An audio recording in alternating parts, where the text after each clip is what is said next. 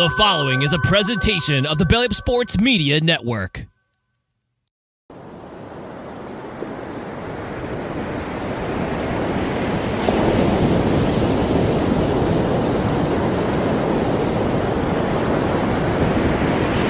It's time to BS.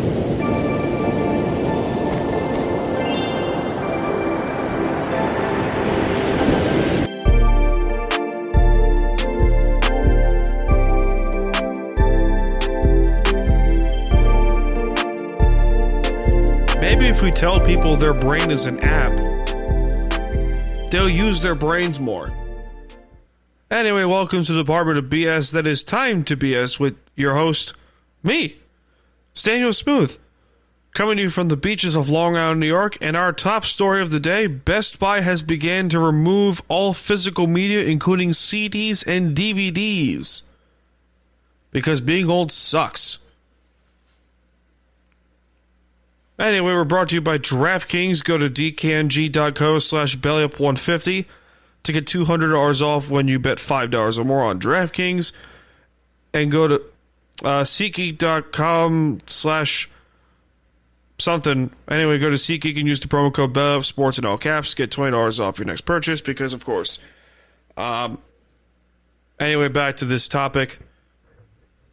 People call me crazy when they say, why do you still carry your old games and DVDs and stuff from 20 years ago? Why? Because I can. That was not useful use of the Old Spice button, but anyway, here we are. Finals came back for a hot minute. Now they're not. I love my DVDs. That just annoyed me. Best Buy, why do you do this to us? All of us who love old DVDs, like, understand, I have a very old I have a very interesting collection of movies. First of all, I have 9 of 11 Star Wars movies, the first 4 Indiana Jones movies, the entire Matrix trilogy. And yes, I call it trilogy because I can. The Dark Knight trilogy, the Lord of the Rings trilogy. Like, I have a very weird collection of movies. Then there's Avatar, Scarface, Shawshank Redemption, Daniel Craig, James Bond, Pulp Fiction's in there. Like, I have a very weird fucking collection of movies. And then I love my old games. I have the GameCube games, PS2, Xbox 360, Wii. I love that shit. It brings a satisfaction to my soul whenever I just plop in an old GameCube disc like Kirby Air Ride. Or the Wii, Smash Bros. Brawl. Or the Xbox 360, I love that shit. I love playing the old Halo games. Or with the PS2, like God of War. Or Jack and Dexter, if you remember that. But yeah, like, there's something satisfying about old discs. Like for the Wii, the GameCube, and so forth. Brings a very nice satisfaction to the soul. Anyway, we got a loaded show to talk about some stuff. Some controversial stuff, some spots, wrestling. Yeah, we like these things. So with that being said, we'll be right back after a word from our sponsors and stuff because, you know, this show ain't free. And my name is Staniel Smooth, and we'll be right back, guys. This is Time to BS.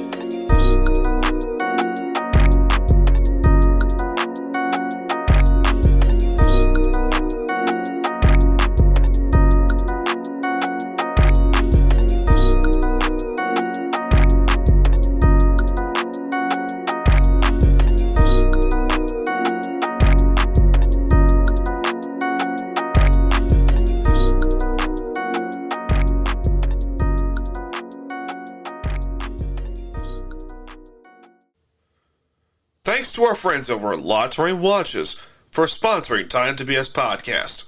Use the promo code TIME2BS at LaTerrain.com for some sweet deals over on the website. That's time, the number 2, and BS at LaTerrain.com. It's time to BS.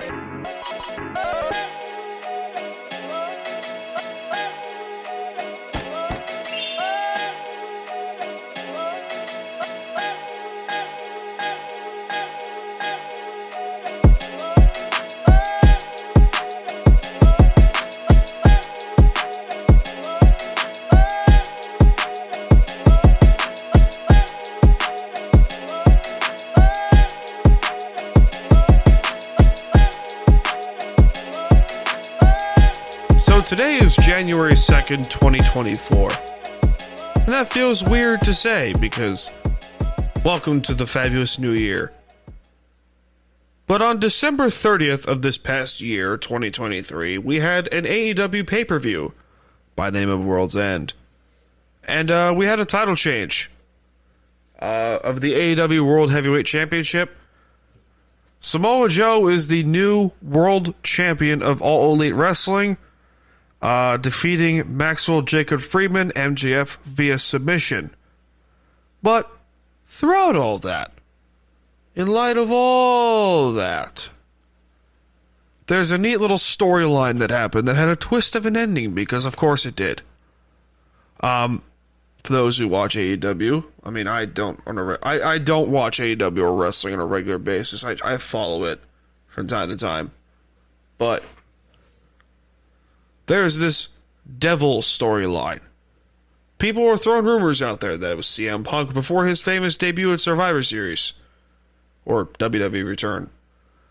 Some people thought it was Jungle Boy Jack Perry, which would have been hilarious. I just want to hit the Yoshi button. But it turned out to be Adam Cole, along with his henchmen, Wardlow, Roderick Strong, Matt Taven, and Mike Bennett. Because, of course. Which then, all 5 of them proceed to cost MJF the world title. But that's not why we're talking about this. No, that is not why we're talking about this at all. MJF has been removed from AEW's active roster list online. And speculation galore. So some people are saying that MJF is a free agent. Some people are saying he's not. Some people are saying he re-signed with AEW. Who knows? But I don't know if WWE would be his home, quote unquote, because there's already too much talent with WWE. But my argument is that there are 10 wrestlers with AEW that you can easily build around. 5 men, 5 women. Start with the women. Julia Hart, Sky Blue, Jamie Hayter, Dr. Britt Baker, and Thunder Rosa. You can make an argument for those 5. On the men's side, Darby Allin, Ricky Starks, Hangman Adam Page, Sammy Guevara, and MJF. Those are 10 wrestlers you can easily build the company around if you decide to go to smaller venues, 1 show a week. You know, just simplify shit. But I don't think MJF goes and leaves AEW, because let's be honest here, they're going to offer him the most money. Do you really think MJF is going to go straight to NXT? Because that's where he might end up going. And I love MJF. Long Island guy, through and through. And he's one of the better heels in the business. But do you really expect MJF to go to the main roster right at the gate and challenge for a world title? I don't know. That's why I think, MJF is in a weird, TNA type situation where it's like TNA is currently TNA has 1 or 2 or 3 guys that are world championship material. Josh Alexander, the former world champion, being one of them. Moose is another one, but there's a lot of arguments there. But MJF is All Elite Wrestling. Let's just be real here. But that's just my overall thoughts on that. Next up, people are throwing rumors into the middle of the road and saying Sasha Banks could return to WWE after her contract with New Japan Pro Wrestling has expired. Here's my thoughts on Sasha Banks, and I could be the only one in this department. I know I'm not the only one in this department. I don't think Sasha Banks is all worldly like she thinks she is. Because let's be honest here, she's not Becky Lynch. She's not Charlotte Flair. She's not, Trish Stratus or Rhea Ripley or Bianca Belair. She's a really good talent, but she's not Charlotte Flair level of fame or Rhea Ripley level of talent. She's not. I like Sasha, but people on Twitter think that she's the greatest women's wrestler ever. She's not. I think her matches are good, but still, the hell. That's just that might just be me. Also, next up, The Rock returned to Monday Night Raw yesterday as we're recording, and I think they're going to build this up and milk this to next month for Elimination Chamber over in Australia, because that would be cool. The Rock and Roman Reigns in a non-title match at Elimination Chamber, that would be cool. That would be fucking cool. Because he teased it with the whole head of the table thing, which I love that. Milk this storyline, baby. Have some fun. But, yeah, that's cool. My predictions for the Royal Rumble remain the same. CM Punk wins the men's side, and Bayley wins the women's side. So there's that. That being said, let's take a quick break, ladies and gentlemen. My name is Staniel Smooth, and this is Time to BS.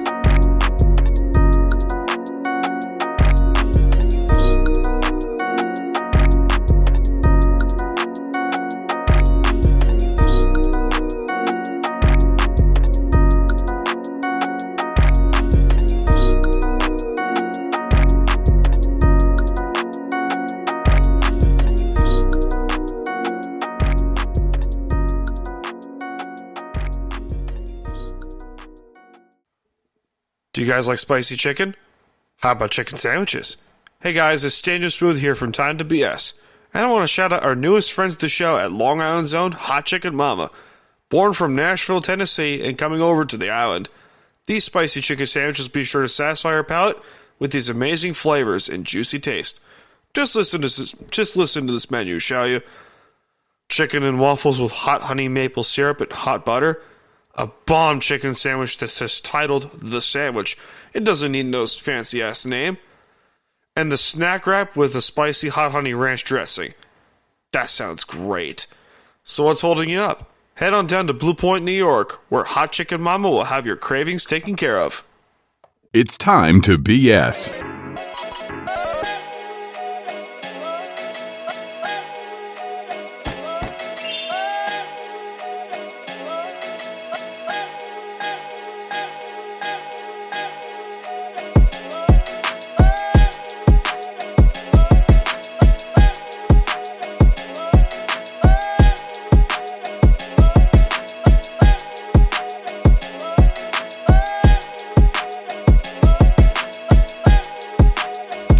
So in case if you can't already tell, I got new microphones. Got the Rode Pod mic.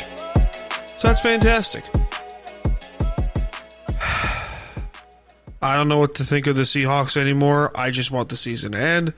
I want them to miss the playoffs. They're done. They're flat out done. I don't see how they make the playoffs. If they're going to make the playoffs, they just get their asses kicked by Detroit, Dallas, or somebody. This team stinks. Fire Pete Carroll to the sun, Shane Waldron to the moon, and Clint Hurt to Venus. Also, Larry Izzo too. Just fire everyone. I'm saying it now, and I'm going to continue to say it. They're done. Seahawks are done. They lost to Pittsburgh in just a game that should not have been as close as it has been. Their defense is god-awful. Pittsburgh ran for 200 yards on you. Pittsburgh, a mediocre at best offense, just ran all over you.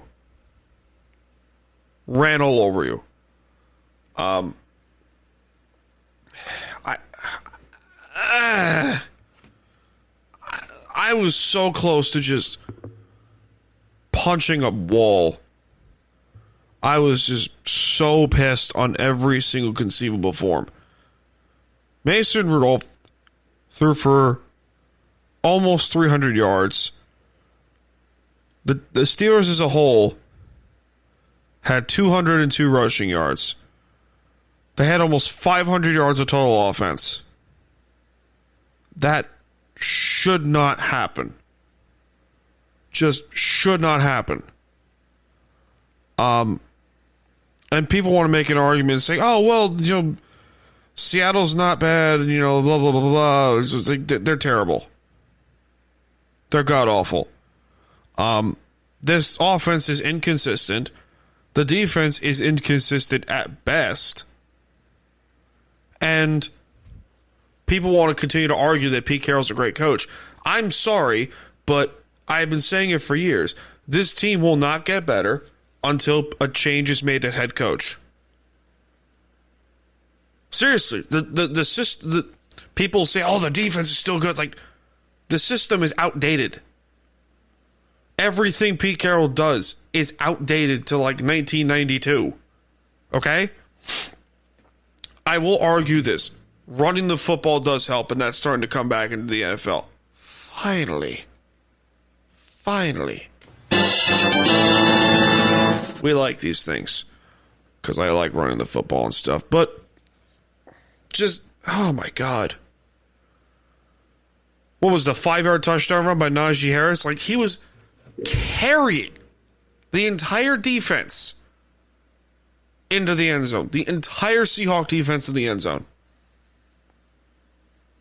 Seattle needs a new head coach, and I think it's either going to be Dan Quinn, the Cowboys defensive coordinator, Mike McDonald, who's the Ravens defensive coordinator, or just for chaos purposes, hire Commanders offensive coordinator Eric Bieniemy, because chaos. Jamal Adams, good God, where do I start with you? Where do I start? He's likely played his last snaps as a Seahawk. I don't see how he comes back next year. Quandre Diggs maybe as well, but Jamal's gone. I don't see how you bring him back. Just there's so much crap that needs to get fixed. I could literally come up with a scroll. Just get a scroll out, like a paper scroll. Like that they have for those medieval movies. Just like a list of things that need to get done. Just a fucking list. And oh my God. It pisses me off to no end how this team consistently shoots itself in the foot, consistently just plays mediocre football, consistently plays soft. And for God's sakes, man, like, you can't tell me with a straight face that Seattle's a good team. You cannot tell me that. You can't. People were saying that, oh, Seattle finally closed the gap, it seems like, with San Francisco. Problem. The 49ers are miles better than you. Fucking miles better than you. And San Francisco might win the Super Bowl. They might run through everyone. That's how good they are. Just Christ, man. Wow. Just wow. It infuriates me to no end. And call it overreaction, just call it, being dramatic or whatnot. No, this has been brewing for years. Years. And it's still... I want to go into 2024 not raging so much on this man. Until a change is made, this team is going to be in the same spot that they have been for the last 7 years, which is inconsistent and 9 wins. That is where they'll be until Pete Carroll is no longer the head coach. Taking a quick break. This show ain't free. Time for some ads. This is Time to BS with Staniel Smooth. We'll be right back.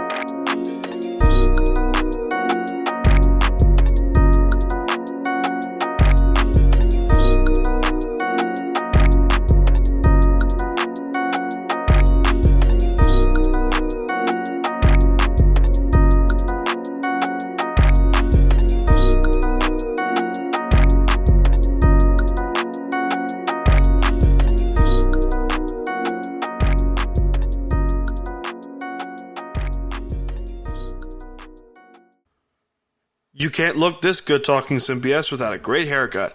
Hey guys, it's Staniel Smooth here from Time to BS, and I want to talk to you guys about our newest friends of the show, Hardway Barbershop, located in the hidden gem of Long Island in Blue Point, New York. Hardway Barbershop will be sure to give you a nice clean cut and beard trim for all your stylish needs. And for some sweet prices too. So what are you waiting for? Book your next haircut appointment at Hardway Barbershop today. It's time to BS.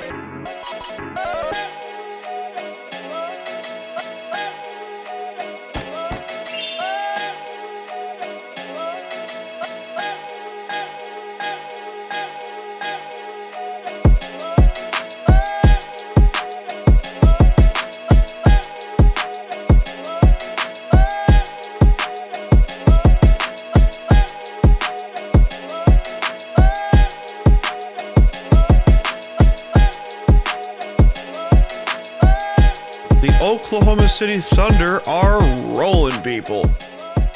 Woo! Wow. Just wow. The Thunder are also proving that the era of the super team is just, it's done. And I'm so glad. Minnesota, Boston, probably New York and Miami are all proving it too, that the era of the super team is just done. And I'm so thankful for that. I am so thankful. Because Oklahoma City is currently second in the West as we're recording. And they have a bunch of guys on the team that are just meshing together perfectly. And Sam Presti, the GM of the Thunder, that dude needs his flowers. That dude needs his flowers. Because that man is proving that you can build a team through the draft. You can build a team through the draft and smart fucking trades. I saw a video that said Serge Ibaka, Paul George, and Russell Westbrook were traded in return for the current players of the Thunder, like Chet Holmgren, Josh Giddey, well, sort of, SGA, and so forth. He's a genius. He's a freaking genius. In our news, the Knicks made a nice trade. But yeah, like, I'm looking at teams that are tops in the West. Minnesota, they have a great team. Oklahoma City, well, I just mentioned them. Denver's still really good. The Clippers, like Sacramento was the pit of obscurity for so long.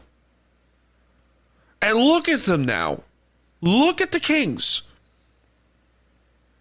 I mean, wow.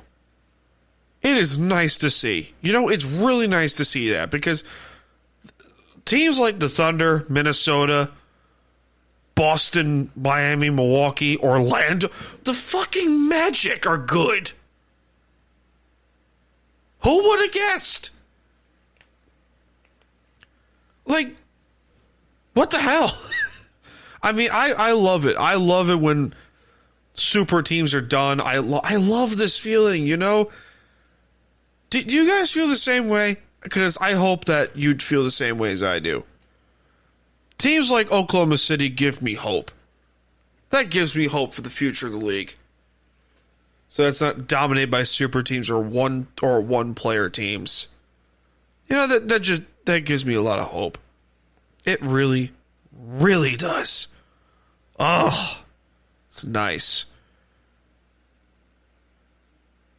Michigan decided to, speaking of stuff and nice things happening, the University of Michigan just beat Alabama 27-20 in overtime in the Rose Bowl to advance to the national title game. Also, the University of Washington beat Texas 37-31 despite a raging comeback from Texas in the Sugar Bowl. Ladies and gentlemen, the 2024 College Football National Championship matchup is official. We have Washington and Michigan. Holy shit, that's gonna be a good game. That's gonna be a good game. We're cooking with grease tonight, baby. Woo! We're gonna be eating good in this neighborhood. That is exciting. That is exciting, ladies and gentlemen. That is exciting. I personally can't wait. I can't wait till next Monday night. So, anyway, wow. It's gonna be a good game. It's gonna be a really good game. I can't wait for the game in Houston. We're in for a treat, ladies and gentlemen. Anyway, with that being said, as I said before numerous times, this show ain't free, so time for some ads. Ladies and gentlemen, my name is Staniel Smooth, and this is Time to BS. I'll be right back.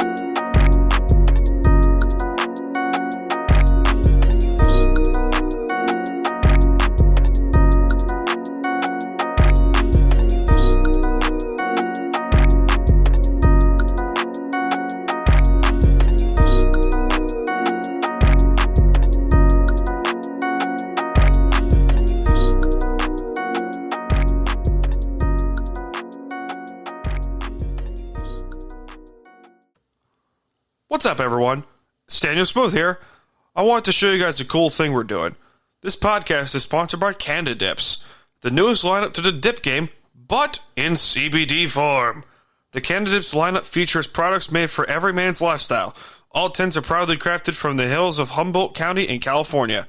It's filled with flavor and will give you that good vibe that CBD brings to the room. So what are you waiting for? Use the promo code BELLYUP20 in all caps at CanadaDips.com for 20% off your next order. That's BELLYUP20 at CanadaDips.com. It's time to BS.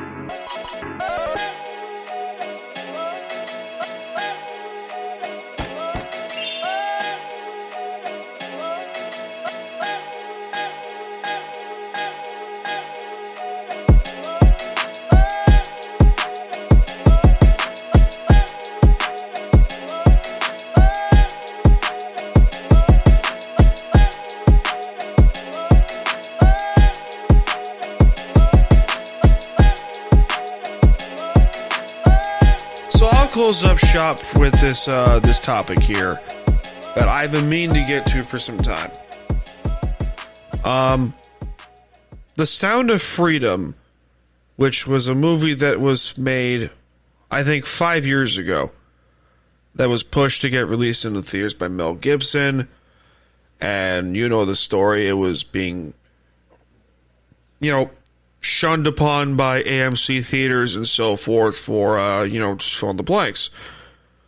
But, it is available now for streaming on Amazon Prime Video. That is awesome. Oh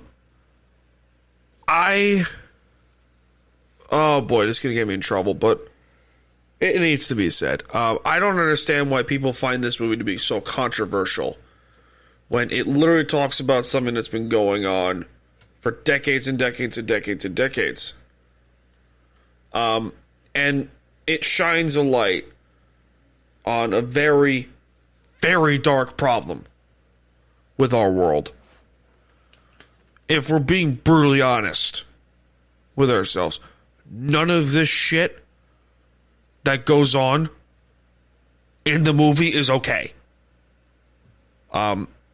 But apparently apparently it's considered to be too sensitive or too controversial, when I'm sorry, I don't care what side of the coin you're on. I don't care what side of the fence you happen to rest your ass on. None of this shit is okay. And this movie shines a light upon one of the darkest criminal rings ever. And the fact that it's not being talked about across, I don't know, the fucking planet is telling to me. Because, listen, we could talk about, how this is brave for this movie to come out. When I'm sorry, but